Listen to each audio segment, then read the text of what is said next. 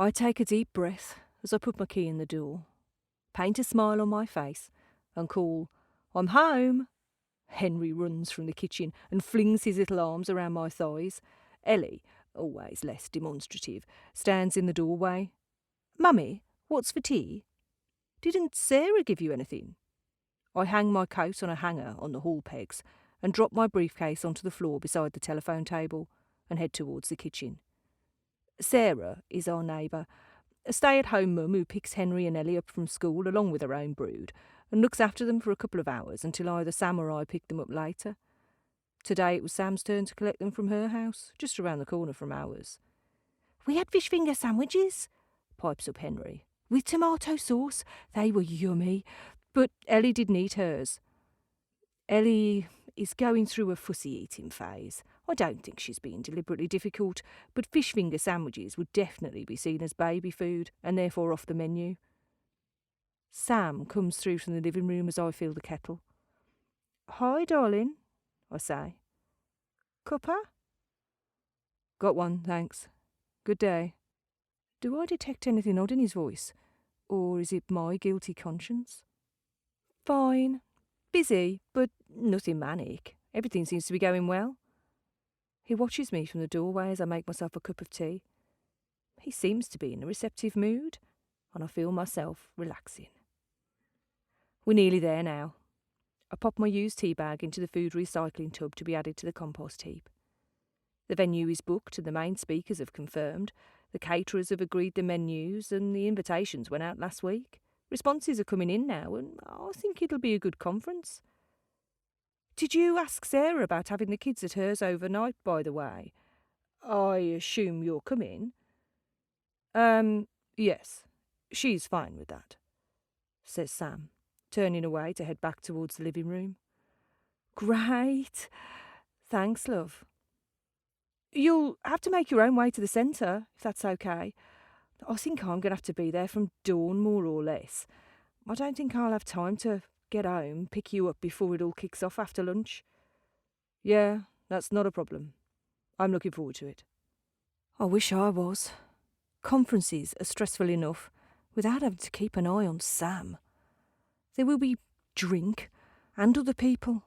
People I work with, clients, colleagues who only see that I allow them to see.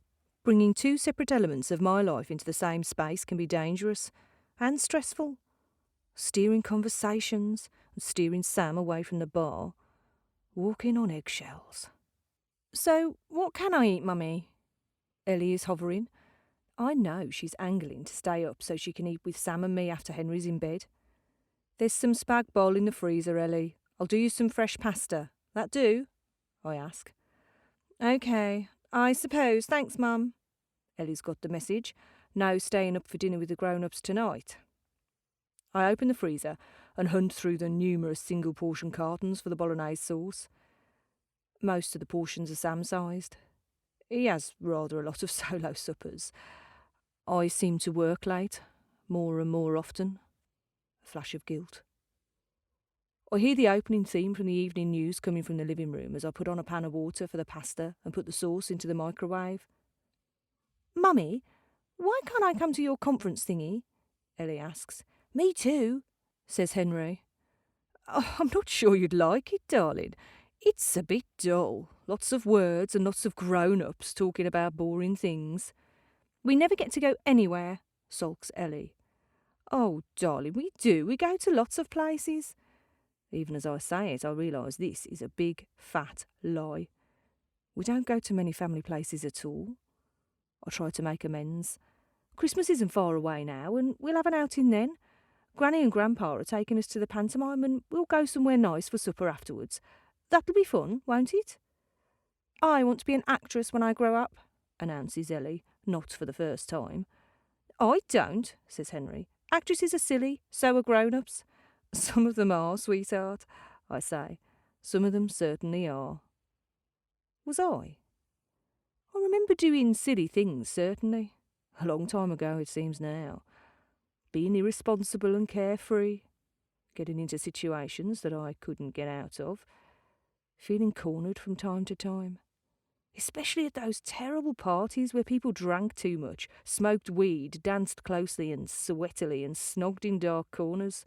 There was a hell of a lot of angst, endless and very serious all-night discussions about love and the meaning of life.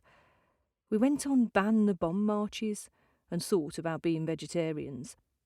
Jamie, Ellie's father, had been part of that, and he took himself very seriously indeed, as did I, at the time.